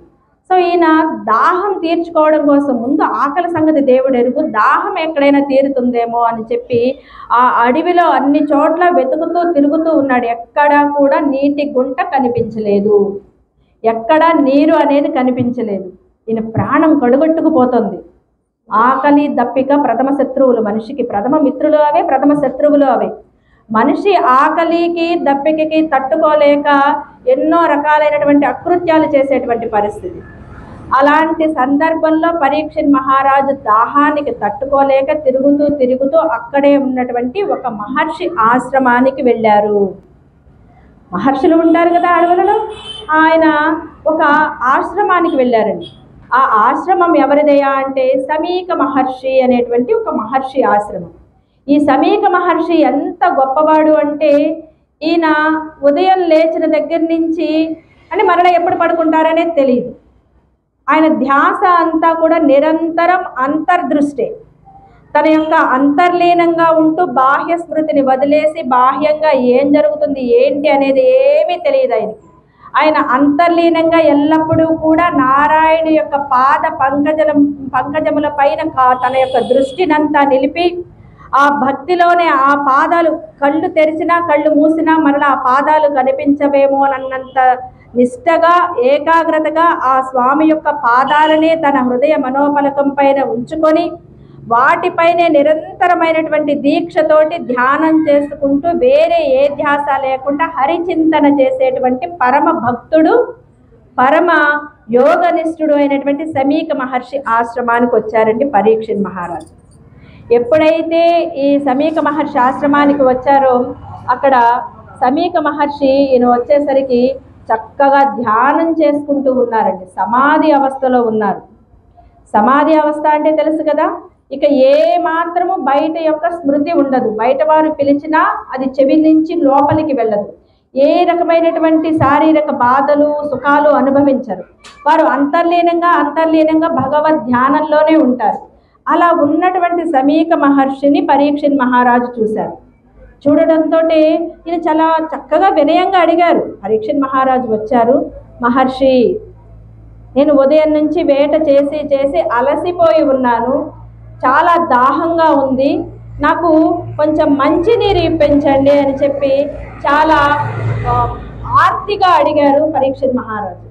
కానీ ఈయనేమో సమాధి అవస్థలో ఉన్నారు కాబట్టి ఈయన చెవి దగ్గరకు శబ్దం వస్తుంది, కానీ ఈ చెవి తీసుకున్నటువంటి శబ్దాన్ని మిగిలిన ఇంద్రియాలు పని చేయడం లేదు, అవి రియాక్ట్ అవ్వడం మానేసాయి. ఈ చెవి తీసుకున్నటువంటి శబ్దానికి కళ్ళు తెరవాలి కదా, కళ్ళు పని చేయడం లేదు, అవి నేను తెరుచుకోను, నేను క్లోజ్ అయిపోయాను అంటున్నాను. ఈ నోరు సమాధానం చెప్పడానికి నోరు కూడా నేను ఎవరికి సమాధానం చెప్పదలుచుకోవట్లేదు, నేను చెప్పను అంటుంది. కానీ చెవి మాత్రమే తీసుకుంటుంది. ఈ చెవి దగ్గరికి వచ్చి లోపలికి మాత్రం ఆ ఇంద్రియాలు పనిచేయడం ఆగిపోయి ఆ శబ్దానికి రిప్లై ఇవ్వడం అనేది లేదు. ఈయన 2-3 సార్లు చాలా మంచిగా అడిగారు, స్వామి దాహం వేస్తుంది, మహర్షులు కాబట్టి మహర్షులు ఎవరినైనా సరే దయతలిచేటువంటి స్వభావాలు కాబట్టి నాకు మంచినీరు ఇప్పించండి అని అడిగారు. ఆయన లేవట్లేదు. ఇంతసేపు చూసినా ఆయన లేవకపోయేసరికి మనం చెప్పుకున్నాం కలిపురుషుడు కొంచెం ప్రవేశించేశాడు. కోపం వచ్చిందండి. కోపాన్ని విడవాలి కదా, కోపం వచ్చింది. మామూలుగా ఎవరికైనా ఆకలి దాహంతో ఉన్నప్పుడు కోపం సహజంగా వస్తుంది. ఇక మహారాజు గారు ఇక్కడ మహర్షి లేవట్లేదు, అరే నేను మహారాజుని, నేను రాజునై ఉండి నిన్ను ఒక మంచినీరే కదా అడుగుతున్నాను, నేనేమైనా నిన్ను వరాలు అడిగానా, ఏమైనా అడిగానా, నాకు మంచినీరు ఇస్తే వెళ్ళిపోతాను కదా, ఎంత అహంకారం నీకు, నువ్వు మునివి కదా, నీకు ఇంత అహంకారం తగునా అని చెప్పి ఈయన కోపంగా బుసలు కొడుతూ ఆ పక్కనే చచ్చిపడి ఉన్నటువంటి ఒక పాము కనిపిస్తే దానిని తీసి ఆయన మెడలో వేసి వెళ్ళిపోయాడండి. కోపం బుద్ధిని నాశనం చేస్తుంది. ధ్యాయతో విషయాన్ పుంసః సంగస్తేషూపజాయతే సంగా సంజాయతే కామః కామాత్ క్రోధోభిజాయతే క్రోధాత్ భవతి సమ్మోహః సమ్మోహాత్ స్మృతి విభ్రమః స్మృతి భ్రంశాత్ బుద్ధినాశో బుద్ధినాశాత్ ప్రణశ్యతి. మనకి ఒక దాని పట్ల కోరిక కలిగినప్పుడు ఆ కోరిక తీరకపోతే వెంటనే కోపం వస్తుంది. ఆ కోపం ఏం చేస్తుందయ్యా అంటే మన యొక్క స్థితిని మర్చిపోయేలా చేసి అది బుద్ధిని నాశనం చేస్తుంది. మన మంచి బుద్ధి ఎంత ఉన్నా కూడా ఆ కోపం అనేది బుద్ధిని నాశనం చేస్తుంది. ఎప్పుడైతే బుద్ధిని నాశనం చేస్తుందో ఇంకా జరిగేదేం లేదు, నాశనమే అని చెప్తున్నారు కృష్ణయ్య. ఎప్పుడైనా సరే ఒక విషయం పట్ల అనురాగం కలగడమే అన్నిటికీ మూలం. ఆ విషయం పట్ల కోరిక ఎప్పుడైతే ఉండదో అప్పుడు మన బుద్ధి మన దగ్గరే ఉంటుంది అని చెప్తున్నారు. ఇక్కడ ఎప్పుడైతే ఆ పామును తీసి ఆయన మెడలో వేసి దాటి ఈయన వెళ్ళిపోయారు. పరీక్షిత్ మహారాజు ఈయన మంచినీళ్ళు ఇవ్వట్లేదు, ఏం లేదు, ఇంకో కొంచెం సేపు ప్రాణాలు నిలబెట్టుకుని రాజ్యానికి పోవచ్చు అని చెప్పి ఈయన వెళ్ళిపోయారు. ఈయన వెళ్ళిపోయిన తర్వాత ఈ ముని ఆశ్రమంలో చుట్టూ ఉన్నటువంటి మునుల సంతతి ఉన్నది.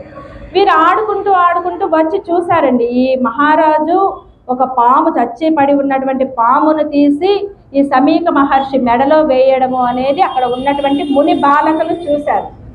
చూసి వీరు పరుగు పరుగున ఇంకొంచెం దూరంలో ఆడుకుంటున్నటువంటి సమీక మహర్షి కుమారుడైనటువంటి శృంగి అనే పిల్లాడికి చెప్పారు. ఎంత పిల్లాడండి, అదిగో అలా కూర్చున్నటువంటి చిన్న పిల్లాడు, అంత గుడ్డాడు, చిన్న పిల్లాడు, అభం శుభం తెలియదు, పాపం పుణ్యం విచారించేటువంటి జ్ఞానం ఇంకా రాలేదు, మంచి చెడు తెలియదు. చిన్న పిల్లలకి ఏదైనా సరే ప్రేమ వచ్చినా వెంటనే చెప్పేస్తారు, కోపం వచ్చినా ట్యాప్ అని విసిరి కొట్టేస్తారు కదా. వాళ్ళకి ఇది పాడవుతుందేమో, ఇది ఏదైనా ఇబ్బంది అవుతుందేమో అనేది వాళ్ళకి తెలియదు. వాళ్ళ చిన్న బుద్ధి కాబట్టి, చిన్న జ్ఞానం అంత వికసించదు కాబట్టి. ఇక్కడ ఈ అబ్బాయి దగ్గరకు వచ్చి ఈ ముని బాలకులు, అరే అరే శృంగి, మీ నాన్నగారి మెడలో చచ్చిన పామేసి వెళ్ళిపోయాడు రా, ఆయన ఎవరో బాగా నగలు పెట్టుకుని రాజుగారు గుర్రం మీద వచ్చాడు, వెళ్ళిపోయాడు రా అన్నారు. ఆ రాజు ఎవరో వీళ్ళకి తెలియదు. ఈ శృంగి ఎలాంటి వాడయ్యా అంటే పరమశివుడు లాంటి వాడు. పరమశివుడి దగ్గర నందీశ్వరుడు ఉంటాడు కదా, నందీశ్వరుడు లాంటి వాడు అన్నమాట. శృంగి అంటే కొమ్ము. ఈ సమీక మహర్షి కుమారుడైనటువంటి శృంగికి ఆయనకి జన్మతః తలపైన ఒక కొమ్ము ఉంటుంది, అందుకని ఈయన్ని శృంగి అని పిలుస్తారు. మహా పవర్ఫుల్ పిల్లాడు. ఈయన రావడంతో తండ్రిని చూశాడు. ఆ మెడలో చచ్చి పడి ఉన్నటువంటి పాము కనిపించింది. అది చచ్చుందా బతుకుందా అనేది కూడా పిల్లాడికి తెలియదు. అది చూడడంతో ఎవరికైనా సరే తండ్రిని ఎవరైనా మాట అన్నారు అంటే దాన్ని పూర్వాపరాలు ఎవ్వరు ఆలోచించరు కదండి. నా తండ్రికి అవమానం జరిగింది కాబట్టి దీనికి నేను ప్రతీకారం తీర్చుకోవాలి అనుకుంటారు. ఈయన వెంటనే ఆ పక్కనే ఉన్నటువంటి కౌశికీ నదికి వెళ్ళారండి. నీళ్లు తీసుకున్నారు, ఆచమనం చేశారు. ఆచమనం చేసి నీళ్ళని మరలా తీసుకున్నాడు. తీసుకొని ఏదైతే అధికార దర్పంతో, గర్వంతో, మదంతో నా తండ్రి మెడలో పామును వేసేసి పరమ సాత్వికుడైనటువంటి, పరమ భాగవతోత్తముడైనటువంటి, దివ్య దృష్టి కలిగినటువంటి, ఎల్లప్పుడూ హరినామ స్మరణ చేసేటువంటి, హరి పాదాల పట్లే నిశ్చలమైనటువంటి భక్తి కలిగినటువంటి నా తండ్రి మెడలో ఈ పాముని ఎవరైతే వేసి వెళ్ళారో ఆ మహారాజు ఈ రోజు నుంచి 7 రోజులలాగా తక్షకుడు అనేటువంటి పాము ఘాటుకు గురై మరణించుగా కానీ శపించేశాడండి. బాలశాపం, బ్రాహ్మణ శాపం. అక్కడ బాలశాపం, బ్రాహ్మణ శాపం, బ్రహ్మచారి శాపం ఎంత పవర్ఫుల్ ఉంటాయో చూడండి. కడుపు మండిపోతూ ఇచ్చినటువంటి శాపం. ఆ శాపానికి తిరిగే లేదు, ఇచ్చేశాడు. అయిపోయింది. తండ్రి దగ్గరికి వచ్చాడు. తండ్రిని పట్టుకుని ఏడుస్తున్నాడు. ముందు దూరంగా నుంచి ఏడ్చాడు. నాన్నగారు నాన్నగారు పాము, మీ మెడలో పాము నాన్నగారు అని ఏడుస్తున్నాడు. ఆ పాము ఆ బెదురులో ఆ పిల్లాడికి తిరుగుతున్నట్లు కనిపిస్తుంది. అయ్యో నాన్నగారు మిమ్మల్ని ఏమైనా చేస్తుందామో, పాము పాము అని ఏడుస్తున్నాడు, కదిలిస్తున్నాడు, ఏడుస్తున్నాడు. ఇదంతా గడిచి చాలా సమయం అయ్యేసరికి సమీక మహర్షి బాహ్య స్మృతిలోకి వచ్చారు. ఈయన బాహ్య స్మృతిలోకి వచ్చేసరికి జరగవలసిందంతా అయిపోయింది. ఈయన బాహ్య స్మృతిలోకి వచ్చి ఆ మెడలో పిల్లాడు ఏడుస్తూ ఉన్నాడు. చూసుకున్నారు, మెడలో పాము కనిపించింది, చచ్చిపడినటువంటి పాము. ఈ పాముని తీసి మెల్లగా అవతల పడేశారు. పిల్లాడిని దగ్గరికి తీసుకున్నారు. ఏ నాన్న భయపడ్డావా? పామును చూసి భయపడ్డావా? ఏం లేదు, ఏదో చెట్టు మీద నుంచి చచ్చిపడినటువంటి పాము మెడలో పడి ఉంటుంది, దానికి ఎందుకు భయపడతావు? చూడు చచ్చిపోయింది, ఇదేం మనల్ని చేయదు అని చెప్పి ఒళ్ళో కూర్చోబెట్టుకొని ఆ కన్నీరు చారికలు కట్టేసి బుగ్గలంతా తడిసిపోయాయి. ఆ పిల్లాడికి ఏడ్చి ఏడ్చి బుగ్గలంతా కన్నీరుతో తడిచిపోయాయి. వాటిని చక్కగా తుడిచారు, ఆ ముంగురులను సరిచేశారు. ఒడిలో కూర్చోబెట్టుకొని మంచిగా ఆయన కొంచెం సేపు ఓదార్చారు. అంటే నార్మల్ స్టేజ్కి తీసుకువచ్చారు. ఏం లేదు నాన్న, అయిపోయింది, ఆ చచ్చిపడిన పాము మనల్ని ఏం చేస్తుంది, చూడు అది పడిపోయింది, కంగారు పడుకు అని చెప్పి ఓదార్చాడు తండ్రి. అంతా అయిన తర్వాత ఈ ఓదార్పు అంతా వింటూ ఉన్నాడు. ఈ వింటూ ఉన్నటువంటి ఈ పిల్లాడు ఒక నార్మల్ స్టేజ్కి వచ్చాడు. వచ్చి రావడంతో పలికిన మొట్టమొదటి మాట, నాన్నగారు ఆ మహారాజుకి శాపాన్ని ఇచ్చేశాను, 7 రోజుల్లోగా తక్షకుడి చేత కాటు వేయబడి కాలి భస్మం అవుతాడు, నేను శాపాన్ని ఇచ్చేశాను అన్నాడు. ఒక ముని బాలకుడు ఉండకూడనటువంటి కోపం వచ్చింది ఆయనకి. ఆ కోపం ముని బాలకులకు తగదు. తండ్రి గుర్తించాడు, దివ్య దృష్టితో గ్రహించాడు. అసలు మహారాజు ఎవరు వచ్చారు ఏంటి అని. ఆయన గొప్ప జ్ఞాని అని చెప్పుకున్నాం కదా సమీక మహర్షి. ఆ దివ్య దృష్టితోటి గ్రహించారండి. గ్రహించడంతో ఆయనకు అర్థమైపోయింది, వచ్చింది ఎవరో కాదు, ఈ భూమినంతటిని కూడా కలిపురుషుడిని అణగగొట్టి కలిపురుషుడు బయటికి రాకుండా చేసి ధర్మదేవతకు మరలా 4 పాదాలు అందించి భూమాతకి సంతోషాన్ని కలిగించి ఎంతో గొప్పగా రాజ్యమేలుతున్నటువంటి పాండవుల యొక్క పౌత్రుడైనటువంటి పరీక్షిత్ మహారాజు ఇక్కడికి వచ్చింది. అర్రరే ఎంత ఘోరం చేశావు తండ్రి, నాయనా శృంగి, ఎంత తప్పు చేశావు నువ్వు. మనం మహర్షులం, మునులం, అడవులలో తిరిగేటువంటి వారం, మనకి కోపం పనికిరాదు. నువ్వు చేసినటువంటి తప్పు ఎంత ఘోరమైనదో తెలిసినా ఆ పరీక్షిత్ మహారాజు రాజ్యం చేయడం వలనే, ఆయన అధికారం వలనే మనం ఇంత క్షేమంగా ఈ ఆశ్రమాలలో జీవిస్తున్నాం. కలిపురుషుడిని అదిమి పెట్టినటువంటి గొప్ప ధర్మదేవత ఆయన. ధర్మదేవతకి 4 పాదాల నడిచేటువంటి స్థితిని కలిగించినటువంటి గొప్ప మహారాజు. భూదేవి మరలా ఆనందంతో ఉన్నది అంటే ఆ మహారాజు పరిపాలన వలనే. ప్రజలందరూ కూడా ధర్మబద్ధంగా దైవ చింతనతో జీవనం సాగిస్తూ ఉన్నారంటే పరీక్షిత్ మహారాజు వల్లనే. ఆయన సాక్షాత్తు శ్రీకృష్ణుడి యొక్క పౌత్రుడయ్యా, అలానే ఆ ధర్మరాజు యొక్క పౌత్రుడయ్యా. నువ్వు ఎంత గొప్ప తప్పు చేశావు శృంగి అని చెప్పి ఆయన చాలా బాధపడిపోయారండి. ఎంత జ్ఞాని చూడండి, తన పట్ల ఇంత అపచారం జరిగినా కూడా అది చేసినటువంటి మహారాజుది ఆ బుద్ధి కాదు, ఆ సమయంలో ఆయన చేసినటువంటి స్థితి అది అని గుర్తించి కుమారుడికి జ్ఞానబోధ చేసి ఆయన తప్పిదాన్ని తెలియచేసి కుమారుడికి చెప్తూ ఉన్నాడు, నాయనా మనం మహర్షులము, మనకి ఇలాంటి స్థితి ఉండకూడదు. ఇప్పుడు ఒకవేళ పరీక్షిత్ మహారాజుకి నువ్వు శపించిన విషయం తెలియదు, ఆయనకి తెలిసినప్పటికీ కూడా ఆయన ఏం చేస్తాడయ్యా అంటే, ఆయన యొక్క వ్యక్తిత్వం ఎలాంటిదయ్యా అంటే నిన్ను తిరిగి శపించడు, నీకు తిరిగి ఏ విధమైనటువంటి హాని చెయ్యడు. నువ్వు ఇచ్చినటువంటి శాపాన్ని అది బ్రహ్మవాక్కుగా శిరోధార్యం చేస్తాడు. ఆయన ఏ మాత్రము నువ్వు చెప్పిన దానికి భయపడడు, బెంగపడడు, కోపం తెచ్చుకోడు. అంత గొప్ప మహారాజు పరీక్షిత్ మహారాజు. ఎంత పని చేశావు శృంగి అని చెప్పి బాధపడిపోతూ ఆ కుమారుడిని ఓదార్చాడు. మరి ఏం చేయాలో తెలియట్లేదు. ఇక మరి 7 రోజుల్లోగా తక్షకుడి కాటుతోటి మరి పరీక్షిత్ మహారాజు బలి అవుతారు అని చెప్పారు. ఇక వెంటనే ఆయనకి మరి కొన్ని జాగ్రత్తలు తీసుకోవడానికి తెలియచేయాలి కదా. నా కుమారుడు ఇలా తెలియక శాపాన్ని ఇచ్చాడు, దీనికి పరిహారాలు చేసుకోమని చెప్పాలి. కాబట్టి ఈయన వెంటనే ఆ ముని బాలకులను కొంచెం వయసు వచ్చినటువంటి పెద్ద పిల్లాడిని చూసి మహారాజుకి విషయాన్ని తెలియచేసి రమ్మని పంపించారు. ఈ పిల్లాడు వెళ్ళి వెంటనే ఆ పరీక్షణ్ మహారాజుకు వెళ్ళి విషయాన్ని తెలియజేశాడండి. మా గురువుగారు పంపించారు సమీక మహర్షుల వారు, మీరు ఇలా చచ్చిపడినటువంటి పాముని ఆయన మెడలో వేసిన వెంటనే ఆయన కుమారుడైనటువంటి శృంగి కోపంతో మీకు శాపాన్ని ఇచ్చారు. కాబట్టి ఈ శాపానికి విరుగుడుగా మీరు ఏదైనా సరే ఉపహారాలు చేసుకోవాలి అంటే చేసుకోండి. మీలాంటి వారిని ఇలా శపించినందుకు మా గురువుగారు చాలా బాధపడుతూ ఉన్నారు అని చెప్పగానే పరీక్షణ్ మహారాజు అల్లాడిపోయారండి. అరే నేను తెలియక ఎంత తప్పు చేశాను, ఎంత అవమానం చేశాను, నాకు ఇంతమందికి ఇన్ని రకాలుగా నేను ధర్మాన్ని బోధిస్తూ ఉన్నటువంటి నా మనసులో వేటాడాలి అనేటువంటి కోరిక పుట్టడం ఏంటి? ఆ కోరిక పుట్టింది ఏదైనా 2-3 జంతువులని వేటాడి ఇంటికి రావాలి కదా. నేను పగలంతా వీర విహారం చేసి జంతువులని నిర్దాక్షిణ్యంగా వేటాడడం ఏంటి? వేటాడాను సరే, గొప్ప గొప్ప శాంత స్వభావులైనటువంటి మహిమాన్వితమైనటువంటి వారి పాద ధూళితోటే మన పాప ప్రక్షాళన చేసేటువంటి మహర్షుల ఆశ్రమానికి వెళ్ళడం ఎందుకు?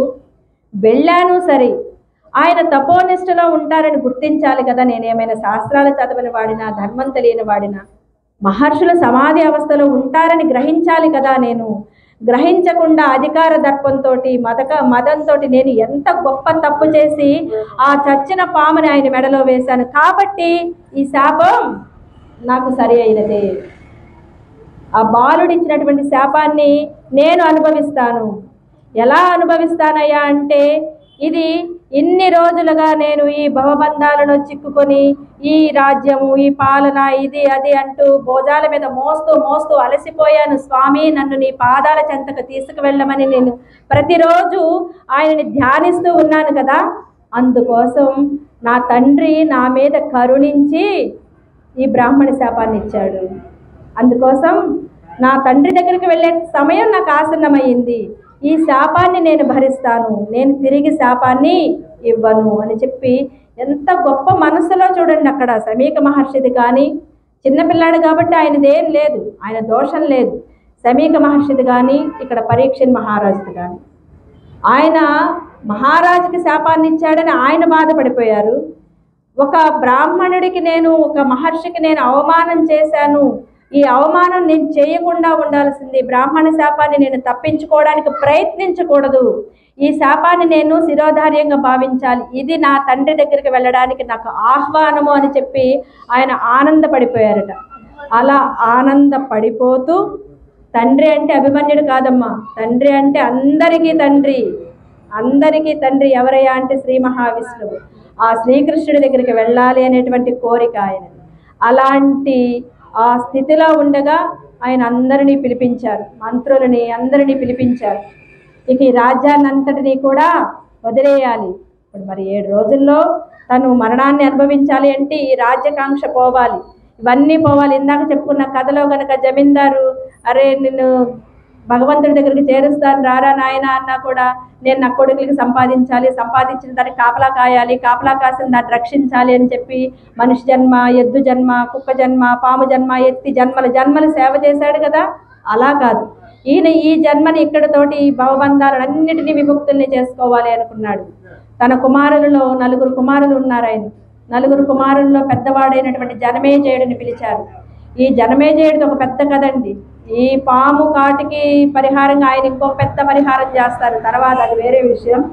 ఈ జనమేజయుడిని పిలిచారు, ఆయనకి పట్టాభిషేకం చేసేశారు, రాజ్యాన్ని మొత్తం ఆయనకి అప్పగించేశారు.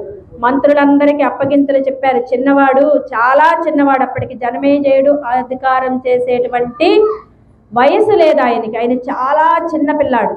చిన్నపిల్లాడికి రాజ్యాధికారాన్ని ఇచ్చి ఆ బాధ్యతనంతా మంత్రులకి మహర్షులకి అప్పచెప్పేశారు. అంతా చేసేశారు. రాజ్యంలో ఉన్న అంతఃపుర స్త్రీలకి అందరికీ వీడ్కోలు చెప్పేశారు. రాజ్యభవనం నుంచి బయటకు వచ్చేశారు. వస్తూ పట్టు వస్త్రాలను విడిచేశారు, ఈ ఆభరణాలు తీసేశారు, రాజభక్తులు తీసేశారు. ఇక ఏ విధమైనటువంటి ఆస్తి ఆయన దగ్గర లేదు. నారచీరలు కట్టుకున్నారు, చక్కగా మాలలు వేసుకున్నారు, తులసి మాలలు వేసుకున్నారు, ఈ జుట్టునంతటిని ముడి కట్టేశారు. ఎలా మన రామయ్య తండ్రి వనవాసానికి వెళ్ళేటప్పుడు నారచీరలు కట్టుకుని తులసిమాలలు ధరించి జడలు ధరించి వెళ్ళారు కదా, అలా ఈయన చక్కగా సర్వసంగ పరిత్యాగి అయి గంగా నది ఒడ్డుకు వచ్చారండి. గంగమ్మ తల్లి. ఆమె యొక్క స్పర్శతోటి సర్వజీవకోటి పాప ప్రక్షాళన అవుతుంది. మనకి గంగలో అస్తికలు ఎందుకు కలపాలి అంటారో తెలిసిన? ఎన్ని పుణ్య నదులు ఉన్నా కూడా గంగలో ఒక్క అస్థికైనా కలపాలి అంటారు. ఎందుకో తెలిసిన? గంగా జలంలో ఎన్ని రోజులైతే ఈ అస్థికలు త్వరగా కరగవు కదా, వాటికి చాలా సమయం పడుతుంది, చాలా సంవత్సరాలు పడుతుంది.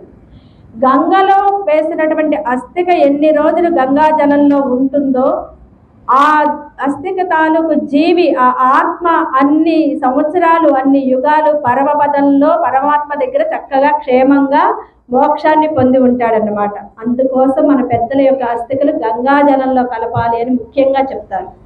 ఎవరైనా సరే గంగా తీరంలో తన యొక్క ఆ కాశీ విశ్వేశ్వరుడి సన్నిధిలో, ఆయన యొక్క సన్నిధిలో ప్రాణాలు విడిచి, ఆ విడిచినటువంటి సమయంలో విశ్వేశ్వరుడి ద్వారా రామనామ తారక మంత్రాన్ని పొంది ఆ తారక మంత్రం చేస్తూ గంగా నదిలో కలిసిపోతే ఆ జీవికి మరలా జన్మ అనేది ఉండదు. అందుకోసం గంగా నదిలో కలపాలి అని చెప్తారు. ఇక్కడ ఈ పరీక్షిత్ మహారాజు గంగా నది ఒడ్డున అందరిని సమావేశపరిచారు. అందరూ మరి మహారాజు వెళుతున్నారంటే అందరూ వచ్చేస్తారు కదండి. అందరూ వచ్చారు, కూర్చున్నారు. మహర్షులందరికీ ఈ విషయం తెలిసింది. గొప్ప గొప్ప మహర్షులందరికీ కూడా, విశ్వామిత్రాది మహర్షులందరూ వచ్చేసారండి. గొప్ప గొప్ప మహర్షులందరూ వచ్చేసారు. ఎందుకు అంటే మరి పరీక్షిత్ మహారాజు అంత గొప్ప మహారాజు, ఆయన సాక్షాత్ నడిచేటువంటి ధర్మదేవత. ఆయన వెళ్ళిపోతే తర్వాత వచ్చే వాళ్ళ పరిపాలనలో కలిని అంత అణిచేటువంటి శక్తి ఉన్నటువంటి వాళ్ళు వస్తారో లేదో తెలియదు, రారు కూడా. అలాంటి మహారాజు వెళ్ళిపోతూ ఉన్నారు అంటే మరి మహర్షులందరికీ బాధ కదా. వాళ్ళందరూ వచ్చేసారండి. అందరికీ ఎదురేగి చక్కగా నమస్కారాలు చేశాడు. అందరినీ కూడా అడుగుతూ ఉన్నాడు, ఓ మహర్షులారా, నాకు 7 రోజుల సమయం ఉంది. ఈ 7 రోజుల సమయంలోగా ఈ ఆత్మని పరమాత్మ దగ్గరికి చేర్చే విధంగా, ఈ తాపాలన్నీ చల్లారే విధంగా, ఈ సంసార తాపం అంతా చల్లారే విధంగా, నా ఆత్మకి శాంతి కలిగే విధంగా, ఇక్కడ ఉండగా ఈ దేహానికి శాంతి కలిగే విధంగా ఏ ఉపచారాలు చేయాలి, ఏ హోమాలు చేయాలి, ఏ ఉపదేశాలు పొందాలి, ఏమేమి కథలు వినాలి, మీరు నాకు చెప్పండి అని చెప్పి ఇక్కడ వీళ్ళందరినీ మహర్షులందరినీ కూడా పరీక్షిత్ మహారాజు అడుగుతున్నారండి. అదే మనకి ఇంకో గంటలో మనం చనిపోతామని తెలిసిందనుకోండి, 108కి ఫోన్ చేస్తాం. ఇంకా ఎలాగని వెంటిలేటర్ మీదైనా సరే మనం బతికేయాలి. బతికేసి ఇక్కడ మరలా ఈ భవబంధాలలో చిక్కుకుపోవాలి. ఈయన అలాంటి తాపత్రయం ఏం చేయట్లేదండి. ఈయన కావాలి అంటే ఈయన పరిహారం చేసుకోవచ్చు, కానీ ఏ తాపత్రయాన్ని చెందట్లేదు. ఈ జీవిని పరమాత్మ దగ్గరికి నడిపించేటువంటి కథలు చెప్పండి, నాకు శాంతిని చేకూర్చండి. అక్కడ వ్యాసుడు శాంతిని అడగగానే నారద మహర్షి వచ్చారు కదా, ఇక్కడ పరీక్షిత్ మహారాజు శాంతిని అడుగుతూ ఉన్నారు. ఈ శాంతి దేని ద్వారా వస్తుంది? నాలో ఈ అల్లకల్లోలం దేని ద్వారా పోతుంది? ఈ జీవుడు తన యొక్క మనస్సుని మొత్తం ఆ పాదపద్మాలు, శ్రీమన్నారాయణుడి పాదపద్మాల మీద పెట్టడానికి ఏకాగ్రత కలిగేటువంటి కథలు ఏమున్నాయో అవన్నీ నాకు చెప్పండి అని చెప్పి అడిగారు. ఇలా అడుగుతూ ఉండగానే వచ్చేసారండి సుఖమహర్షి వచ్చారు. ఈ రోజున సుఖమహర్షి వేదవ్యాసుడి యొక్క కుమారుడు. సుఖమహర్షి తల్లి నుంచి సంభవించినటువంటి వాడు కాదు.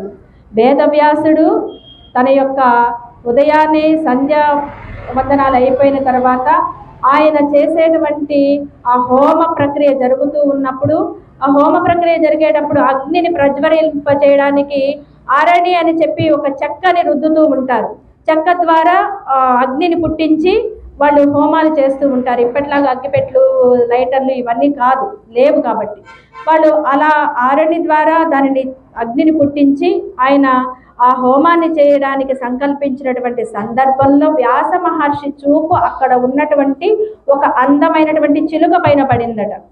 ఆ చిలుక పైన పడగానే ఈయన మనసులో ఆ చిలుక పైన కలిగినటువంటి కోరికకి ఈ సుఖ మహర్షి ఆ హోమ జ్వాలల నుంచి వచ్చారండి. అందుకనే సుఖ మహర్షి అని పిలుస్తారు. చిలుకను చూసి ఈయన తండ్రి ఏ విధమైనటువంటి అయోనిజుడు, ఏ విధమైనటువంటి సంగము లేనటువంటి వాడు, అలా ఆయన జననం జరిగింది. అలా ఏ సంగము లేనటువంటి వాడు, ఏ దోషము లేనటువంటి వాడు, ఎలాంటి తాపత్రయాలు లేనటువంటి వాడు, ఎలాంటి రాగాలు లేనటువంటి వాడు, ఎలాంటి గుణాలు లేనటువంటి వాడు, నిర్గుణ సంపన్నుడు. అలాంటి సుఖ మహర్షి ఆయన వచ్చారు ఈరోజు గంగా తీరానికి. మిగిలిన ఉన్నటువంటి ఆ మహర్షులందరినీ చూశారు. ఇక మహర్షులందరూ కూడా ఎదురేగి, మహర్షులు మహానుభావులు వస్తున్నప్పుడు అందరూ ఎదురేగి స్వాగతం చెప్పి తీసుకొచ్చుకోవాలి కదా. తీసుకొచ్చుకోవడానికి అందరూ ఎదురేగి వెళ్ళారండి. గురువు వస్తున్నారు. లోకానికి మనందరికీ కూడా స్వాంతన చేకూర్చేటువంటి పరమ పవిత్రమైనటువంటి అమృతాన్ని అందించడానికి వస్తున్నటువంటి భాగవతము అనేటువంటి అమృతాన్ని అందించడానికి గురువు సుకులు గారు వస్తూ ఉన్నారు. సుఖ మహర్షికి ఎదురేగి వెళ్ళారు. మనందరి కోసం మహర్షులందరూ ఎదురేగి వెళ్ళారు. ఆయన చెప్తే మన దాకా వచ్చింది. వీళ్ళంతా వెళ్ళి సుఖ మహర్షికి స్వాగతం చెప్పి ఆయనకి ఒక ఆసనం చూపించి, ఉన్నతాసనం చూపించి ఆయనను కూర్చుండబెట్టారు. సుఖ మహర్షి రేపటి రోజున మనందరికీ ఏం తెలియజేస్తారు? ఒక పరీక్షిత్ మహారాజు ఆత్మ స్వాంతన పొందడము అనేటువంటి విషయం ద్వారా మన అందరి ఆత్మలని స్వాంతన పరిచేటువంటి అమృతం ఏదైతే ఉందో ఆ అమృతాన్ని సుఖ మహర్షి ఎలా పలికిస్తారు, ఎలా మనందరికీ అందిస్తారు అనేది తెలుసుకుందాం. భగవద్గీతలో మనందరి ప్రశ్నలనే అర్జునుడు అడిగాడండి. అర్జునుడు గొప్ప జ్ఞాని. నరనారాయణుల్లో నారాయణుడు కృష్ణుడైతే నరుడు అర్జునుడు. ఆయనకు సందేహాలు ఉండవు. కానీ మనందరికి ఇలాంటి సందేహాలు వస్తాయి అని చెప్పి ఆయన అక్కడ ఉండి మనందరి సందేహాలని ఆయన అడిగి కృష్ణ పరమాత్మ ద్వారా మనందరి సందేహాలకి నివృత్తిని చేసినటువంటి గొప్ప జ్ఞాని అర్జునుడు అక్కడ. ఆయన యొక్క పౌత్రుడు పరీక్షిత్ మహారాజు మనందరి ఆత్మలకి శాంతిని కలిగింపజేయడానికి భాగవతాన్ని అందిస్తూ ఉన్నారండి. అక్కడ తండ్రిగా తాతగారేమో భగవద్గీతని తెప్పించారు, ఇక్కడ మనుమడేమో భాగవతాన్ని తెప్పిస్తూ ఉన్నారు. ఇలాంటి పరమ పవిత్రమైనటువంటి భాగవతాన్ని అంటే రేపటి నుంచి సుఖ మహర్షి చెప్తూ ఉంటారు. ఇక ఈ మన్వంతరాలు ఎలా వచ్చాయి, భూమి ఖగోళ శాస్త్రం అంతా కూడా చెప్తూ ఉంటారు. ఇదంతా మనకి కొన్ని అర్థం అవ్వచ్చు, కొన్ని అర్థం కాకపోవచ్చు. వినడం వలన మనకు వచ్చినటువంటి నష్టం ఏం లేదు కదా, లాభమే ఉంటుంది. తెలిసి పట్టుకున్నా నిప్పు కాలుతుంది, తెలియక పట్టుకున్నా నిప్పు కాలుతుంది.